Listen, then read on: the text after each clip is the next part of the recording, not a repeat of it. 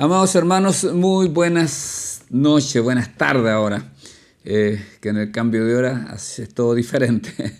Así que un abrazo grande esta tarde, que Dios pueda guiarnos, inspirarnos también al abrir la Escritura. Amén, porque queremos ser edificados en nuestra santísima fe. Queremos estar ahí fortalecidos en el Señor y que Dios pueda guiarnos. Así que, como acostumbramos, vamos a pedirle al Señor que Él pueda guiarnos, inspirarnos desde el principio a fin de estos generalmente 30, 40 minutos que abrimos la Escritura para que usted pueda estar ahí en su hogar recibiendo la palabra. Padre querido, muchísimas gracias por este día hermoso, por este día que tú nos regalaste, Dios, en el cual disfrutamos de tu presencia, y ahora queremos abrir la Escritura y rogarte a ti, Padre eterno, que puedas guiarnos, que puedas inspirarnos, que tú puedas mostrarnos el camino, la senda por donde debemos andar cada día. Danos tu gracia, danos tu inspiración, danos tu fuerza, danos tu bendición. Te lo rogamos, te lo pedimos en el nombre de Jesús. Amén y amén. Estamos en el libro de Efesios, el capítulo 2 nos corresponde ahora, y vamos a leer del verso 1 al verso 10, ¿ya? Del 1 al 10 del libro de Efesios. Ahí dice la palabra de Dios, como yo acostumbro leer, siempre estoy leyendo en la Reina Valera 60. Y Él os dio vida a vosotros cuando estabais muertos en vuestros delitos y pecados, en los cuales anduvisteis en otro tiempo, siguiendo la corriente de este mundo, conforme al príncipe de la potestad del aire, el espíritu que ahora opera en los hijos de desobediencia, entre los cuales también todos nosotros vivimos en otro tiempo, en los deseos de nuestra carne, haciendo la voluntad de la carne y de los pensamientos, y éramos por naturaleza hijos de ira, lo mismo que los demás. Pero Dios, que es rico en misericordia, por su gran amor con que nos amó, aun estando, nosotros muertos en pecados, nos dio vida juntamente con Cristo. Paréntesis, por gracia sois salvos. Y juntamente con Él nos resucitó, y asimismo nos hizo sentar en los lugares celestiales con Cristo Jesús, para mostrar en los siglos venideros las abundantes riquezas de su gracia en su bondad para con nosotros en Cristo Jesús. Porque por gracia sois salvos por medio de la fe, y esto no de vosotros, pues es don de Dios, no por obras para que nadie se gloríe, porque somos hechura suya, creados en Cristo Jesús para buenas obras, las cuales Dios preparó de antemano para que anduviésemos en ellas. Dios añada bendición a esta palabra en nuestros corazones. El apóstol ha estado ahí en las cimas de la revelación, ¿verdad? Orando, clamando para que venga espíritu de sabiduría y de revelación y podamos entender quién es Jesús en este momento. Y pone, ¿no es cierto?, a Jesús ahí en ese punto tan grande donde Él está entronado, donde Él está sentado en lugares de autoridad. Y dice que ese Jesús es la cabeza del cuerpo, que es la iglesia, ¿ya? Entonces, y ahora se vuelven los ojos de esa magnificencia, de esa gloria extraordinaria, y quizás se mira a sí mismo, o mira al carcelero, o mira al escriba, y el emanuense que estaba, a eso me refiero, hermanos, y se da cuenta y dice, ¿no es cierto?, y él dice, y Él os dio vida a vosotros, a ustedes, o podríamos decir a nosotros, porque Pablo también en el momento lo estaba, cuando estábamos muertos en delitos y en pecados. Dios nos dio vida. Vida. Jesús dijo, yo soy la resurrección y la vida. Jesús dijo, yo soy el camino, la verdad y la vida. Juan, que habla mucho de esto en su primera carta, dice, el que tiene al Hijo tiene la vida, el que no tiene al Hijo de Dios no tiene la vida, porque el Hijo de Dios es el que da vida. El ladrón no viene sino para hurtar, matar y destruir, pero yo he venido para que tengan vida y vida en abundancia. Quizás usted está conectado así casualmente, aparentemente, con este tema hoy día, y usted necesita la vida. Quiero decirle que Jesús es la vida para nosotros. Ahora, dice que nos dio vida porque en un momento obviamente no teníamos vida. Y cuando no teníamos vida, cuando nosotros estábamos muertos en nuestros delitos y pecados. Muertos. Muertos espiritualmente, estábamos muertos. Cada uno de nosotros. Sin Jesús, el espíritu está muerto. ¿Ya? El espíritu está muerto sin Cristo. Cuando dice que nosotros, muertos en delitos y pecados, hermano, el pecado es cerrar al blanco, el delito es la obstinación de seguir en esa situación, ¿ya? En esa situación, así estábamos nosotros. Cuando dice que nosotros estábamos muertos, hermano amado, la parte más vital de la personalidad del hombre o del ser humano, que es el espíritu, está muerto hacia el factor más importante que puede haber, que es Dios. Una vida sin Cristo, una vida sin el Espíritu de Dios en ella está muerto. Y está muerto en delitos y pecados. Y si está muerto en delitos y pecados, significa que está en condenación. Significa que va derecho a la cárcel, va derecho a una eternidad sin Dios. Eso es lo que está diciendo Pablo aquí. Muertos en vuestros delitos y pecados. Insisto, muerto en la parte más importante del ser humano, que es el espíritu. Y muerto hacia, ¿no es cierto?, el factor más importante de la vida, que es Dios. Una vida sin Dios es nada, aunque pretenda hacerlo todo. Dios es el todo. Cuando nos conectamos con Dios encontramos el propósito para nuestra vida. Verso 2, en los cuales esos delitos y pecados anduvisteis en otro tiempo. Ahora dice siguiendo la corriente de este mundo, o sea, yendo conforme a la corriente de este mundo, porque este mundo es contrario a la voluntad de Dios. Este mundo, la corriente de este siglo, la corriente de este mundo es una corriente que busca alejar al ser humano de Dios. Eso es. Así está escrito en la palabra. Por eso quizás Santiago, después hablando a los creyentes, dice: oh almas adúlteras, ¿no sabéis que el que se hace amigo del mundo se constituye enemigo de Dios? Porque el mundo, con sus filosofías, con sus prácticas, son contrarias a la voluntad de Dios. Este mundo corre desenfrenadamente al abismo. Y ahí estábamos nosotros, siguiendo la corriente de este mundo. Y este mundo tiene una influencia por sobre él, que es el príncipe de la potestad del aire. ¿A qué se refiere con eso el apóstol? El príncipe de la potestad del aire, hermanos amados, es nada más ni nada menos que Satanás, el diablo, ¿ya? Él es el príncipe de la potestad del aire, él es el príncipe de las autoridades, ¿no es cierto?, que hay ahí. Bueno, cuando lleguemos al 6 veremos un poco más de esto.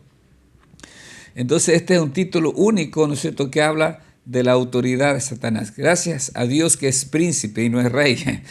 Hay solo un rey, es el rey, es el Señor de señores y el Rey de los reyes. Y su reino es el aire, ¿verdad? La potestad del aire, el reino espiritual. Ahí está moviéndose. No puedo decir reino, creo que es simplemente el lugar de su influencia, mejor dicho, el lugar de su influencia. Que Pablo ahí en el libro de Colosenses dice que hemos sido sacados de ese lugar, ¿verdad? De la potestad de las tinieblas y trasladados al reino del amado Hijo de Dios. Estamos bajo una autoridad fuimos cambiados por el poder de Dios, ¿ya?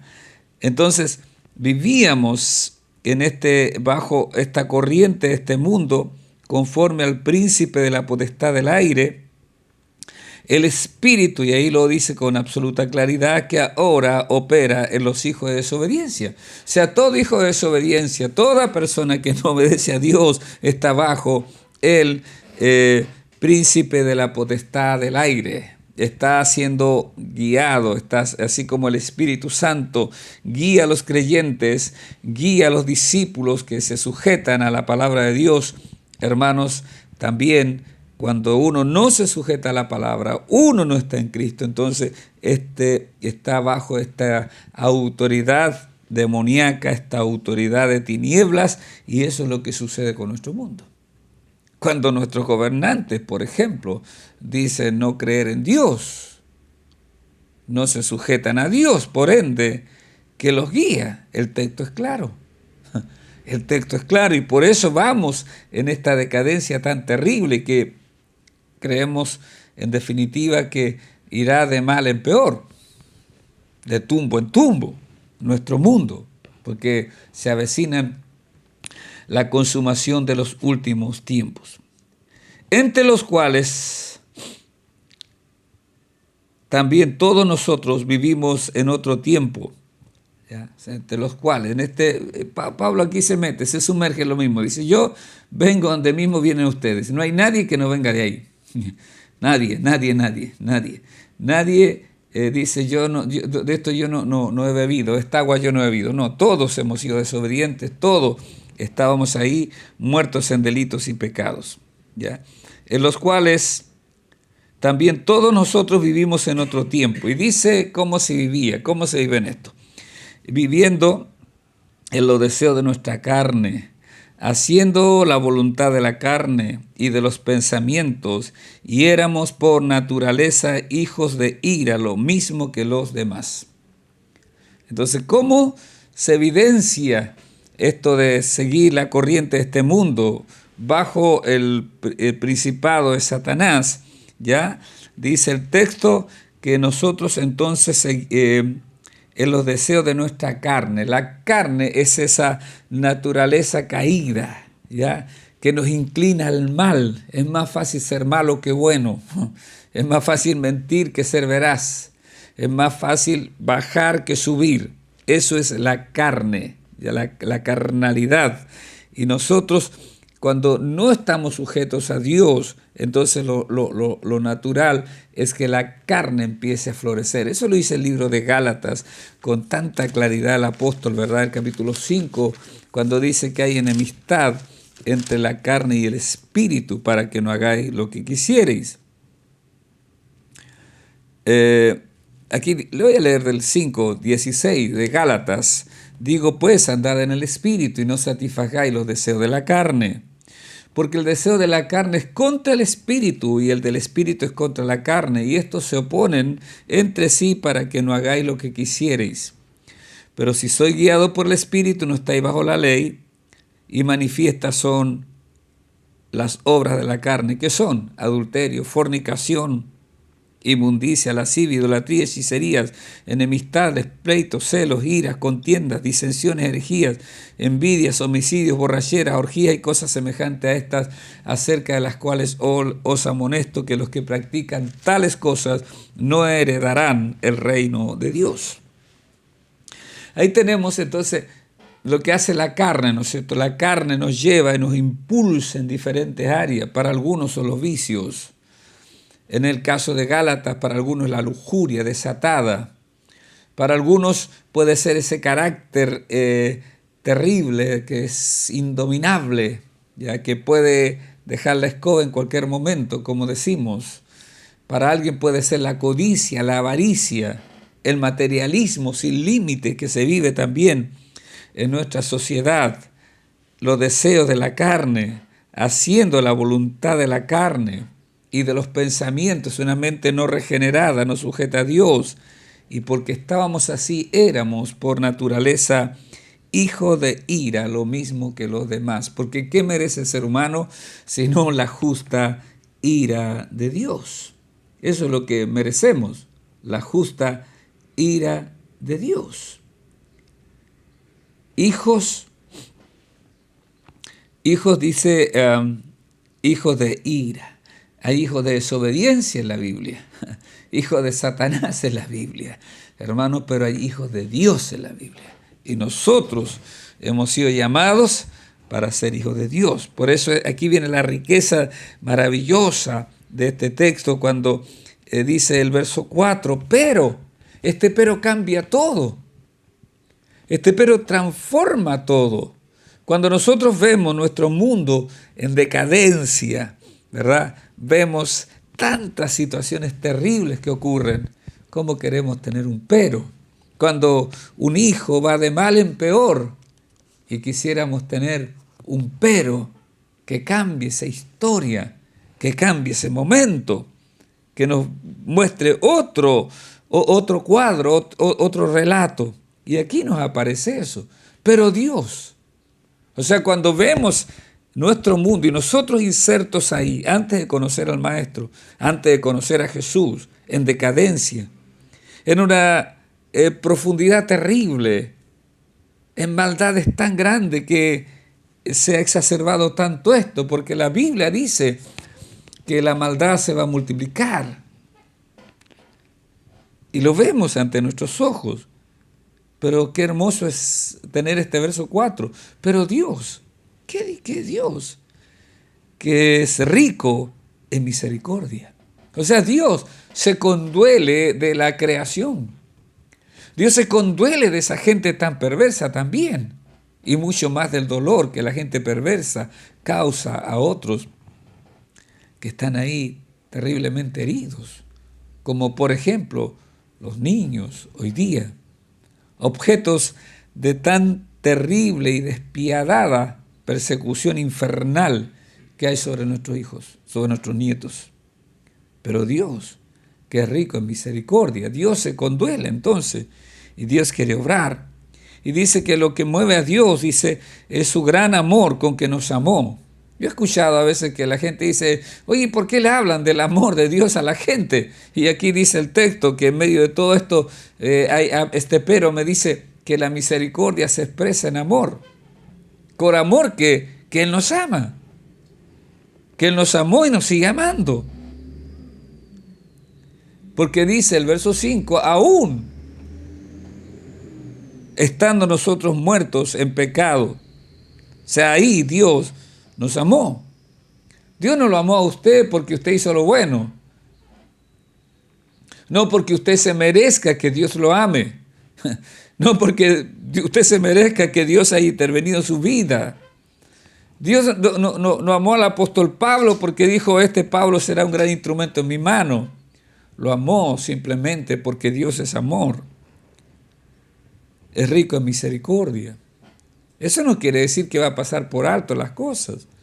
Eso no quiere decir que la gente siga haciendo lo mismo y Dios va a llevarlo al mismo destino. No, Dios da posibilidades de cambio. Pero Dios, que es rico en misericordia, con su gran amor con que nos amó, aun estando nosotros muertos en delitos, en pecados, nos dio vida juntamente con Cristo. ¿Cómo es eso? Ese es el milagro extraordinario, hermanos amados, que produce el Evangelio. Ese es el milagro maravilloso. Hermanos amados, Dios obrando en nuestras vidas, en nuestros corazones, en nuestras mentes, para darnos vida juntamente con Cristo. Eso es lo que Dios hace para cambiar la historia, porque Dios cambia historias. Yo creo que el Evangelio cambia historias. Yo creo que cuando el Evangelio llega a nuestro corazón, la palabra llega, entonces se producen cambios reales, verdaderos en nuestra vida. Entonces el injusto se convierte en justo. El pecador empieza a vivir en santidad. El ladrón ya no roba, ya no hurta, como lo dirá Pablo más adelante, sino que va a trabajar y va a compartir y va a dar. Por eso yo creo que es tan importante predicar y predicar el Evangelio para que los más rebeldes puedan convertirse al Señor. Yo creo que un adolescente que es tocado de verdad por el Evangelio va a dejar las armas con las cuales hoy día se ufana de tener poder. Cuando una persona es confrontada con el Evangelio y le abre el corazón a Cristo, empieza a tener vida, vida, vida. Estando nosotros muertos en pecado, nos dio vida juntamente con Cristo, porque la vida está en Cristo. Jesús dijo, recuerde, ya lo hablamos en el primer verso, Jesús fue el que dijo, yo soy el camino, la verdad y la vida. Nadie viene al Padre si no es por mí. El que tiene al Hijo tiene la vida, el que no tiene al Hijo de Dios no tiene la vida. Yo soy la resurrección y la vida. El que cree en mí, aunque esté muerto, vivirá. Es extraordinario. Este es el milagro que tanto necesita nuestra sociedad. Este es el milagro que tanto necesita nuestro mundo, que Dios traiga vida. ¿Ya? Y mire, hay un paréntesis aquí, dice que por gracia sois salvos. Es la gracia y el favor inmerecido de Dios hacia el pecador, hacia el hombre, la mujer que está perdida en sus delitos y pecados, que está siendo arrastrada por la corriente de este mundo, bajo la influencia del espíritu, ¿no es cierto?, de desobediencia, ¿ya?, que opera el príncipe de la potestad del aire, el espíritu de desobediencia, guiados, pero Dios interviene. Dios puede cambiar la historia.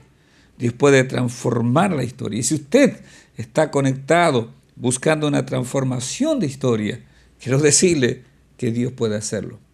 Si usted clama, si usted se lo pide, si usted se arrepiente, obviamente, porque Dios no quiere que usted siga lo mismo. Dios quiere cambios en la vida. Y usted ha visto que no ha podido cambiar poniéndole mucha fuerza a usted mismo, porque no es en su fuerza, es Cristo el que lo hace. Por eso dice, os dio vida juntamente con Cristo Jesús. Por gracia sois salvos. Y juntamente con Él nos resucitó. Y asimismo nos hizo sentar en los lugares celestiales con Cristo Jesús. Así como había una influencia espiritual negativa, pervertida, despiadada, que lo iba conduciendo a usted, si usted está ahora en Cristo, lo iba conduciendo al infierno, y si usted no está en Cristo, lo va conduciendo allá. Así el Dios que tenemos, el Dios que es rico en misericordia, este Dios que nos amó, estando nosotros muertos en nuestros pecados, y nos dio vida, y dice que cuando nos dio vida, el Señor nos cambió de rumbo. Ya no vamos hacia abajo. Es más, Dios ya nos sentó en los lugares celestiales. Ya nos puso ahí juntamente con Cristo. ¿Qué hace Jesús en los lugares celestiales? Jesús en los lugares celestiales gobierna.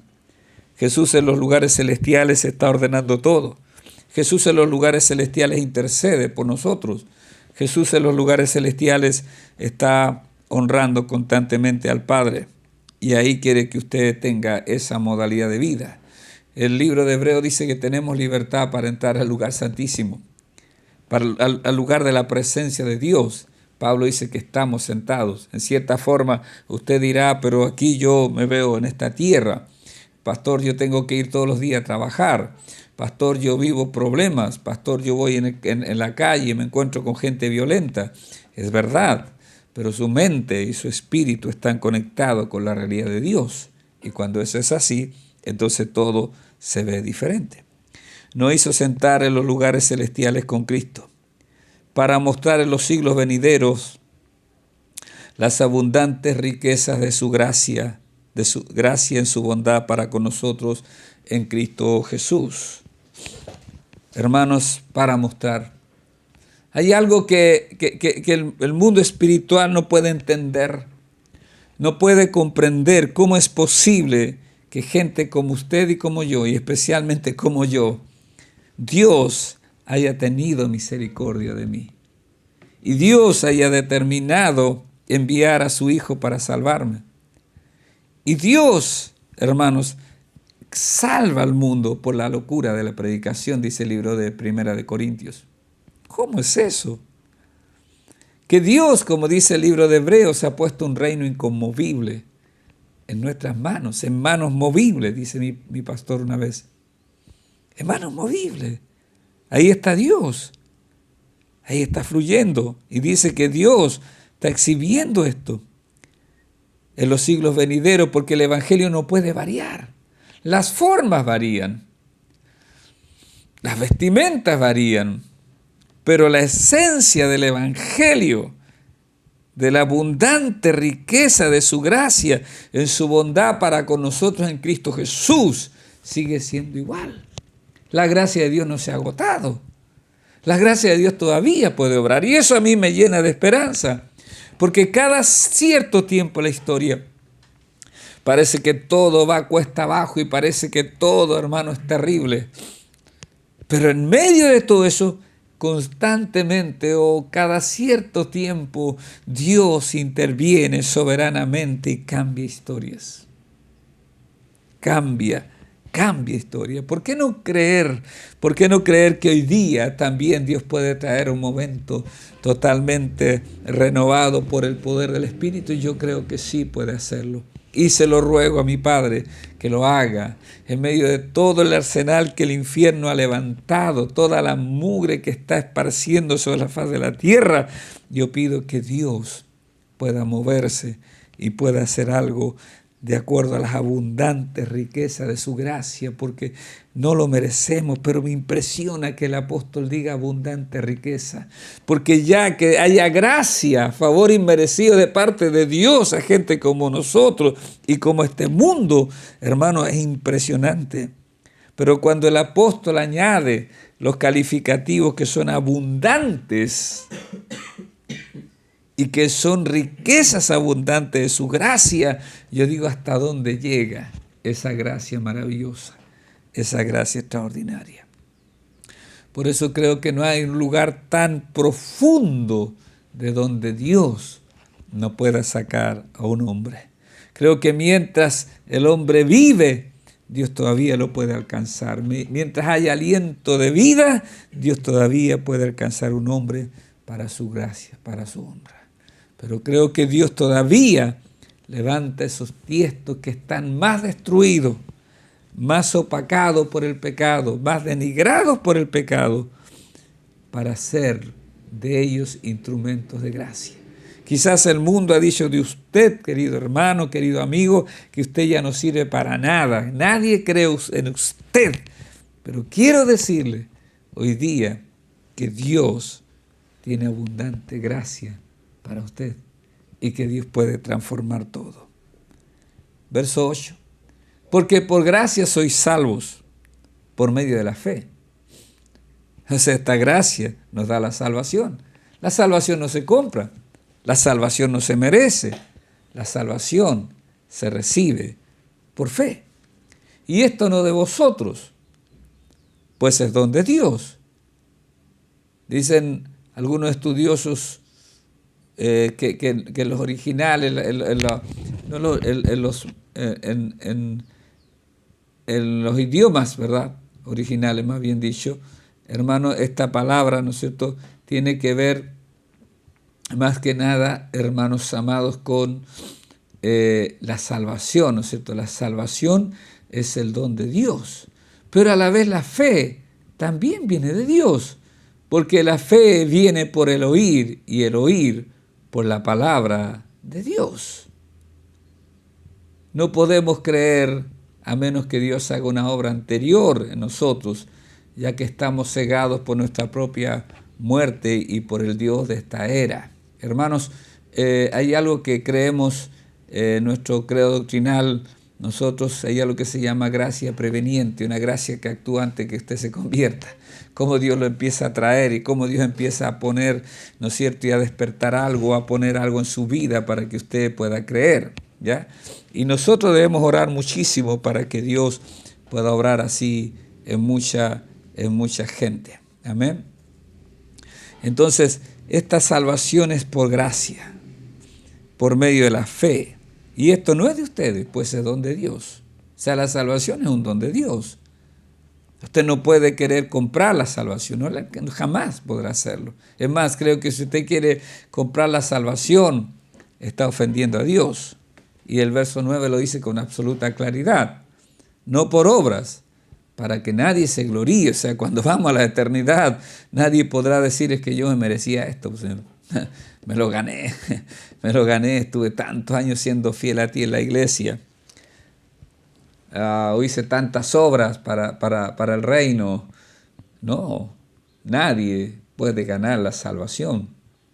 No es por obras, para que nadie se gloríe, porque cuando lleguemos a la eternidad, levantemos nuestros brazos en alto y digamos, he terminado, he acabado la carrera, estoy aquí, papá, gracias.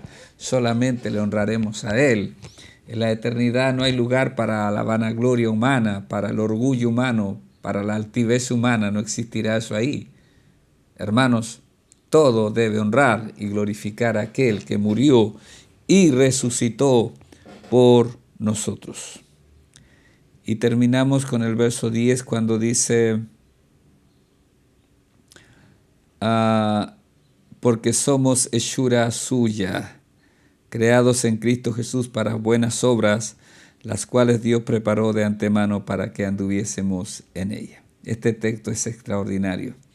Este texto es maravilloso. Este texto es precioso. Este verso, porque dice somos hechura suya, somos una nueva creación, somos hechos nuevos. De modo que si alguno está en Cristo, nueva criatura es. Las cosas viejas pasaron y aquí todas son hechas nuevas. Cuando dice hechura, la palabra en griego, hechura, hermano, viene de la palabra poema.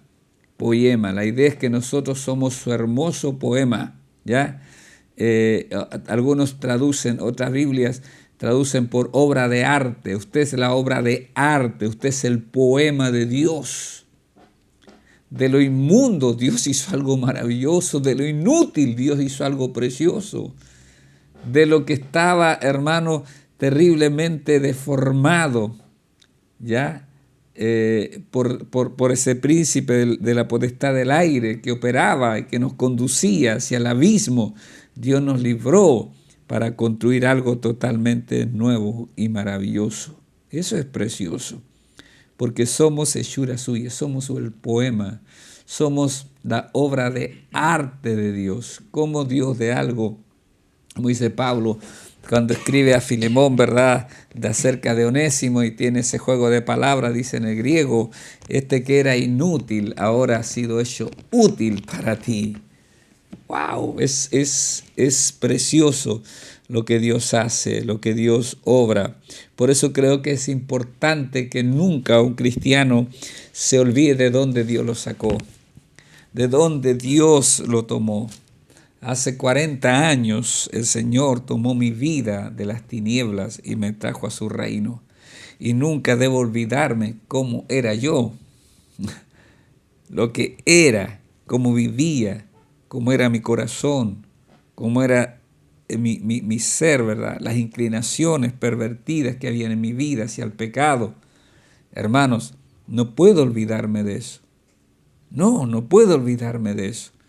Porque cuando yo veo eso y veo el cuadro que hay hoy día, entonces digo, Dios es bueno y para siempre es su misericordia.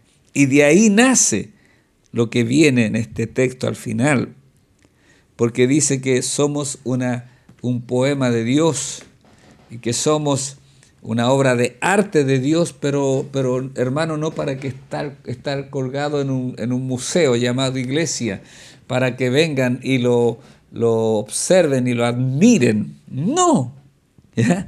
Sino que fuimos creados en Cristo Jesús para buenas obras. Pero como pastor dice que las buenas obras no, y ahora sí, se lo explico.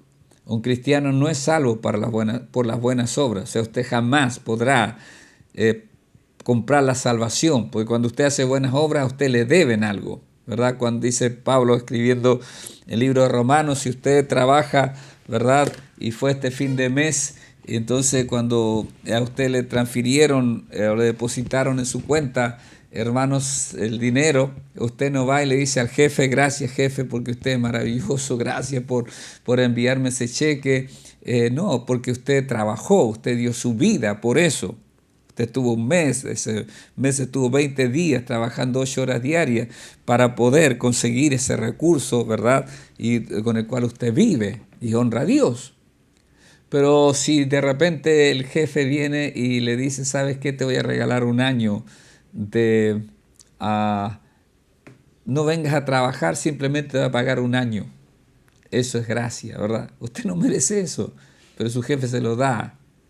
Entonces, hermanos, lo que quiero decir yo es que las obras no son el medio de la salvación.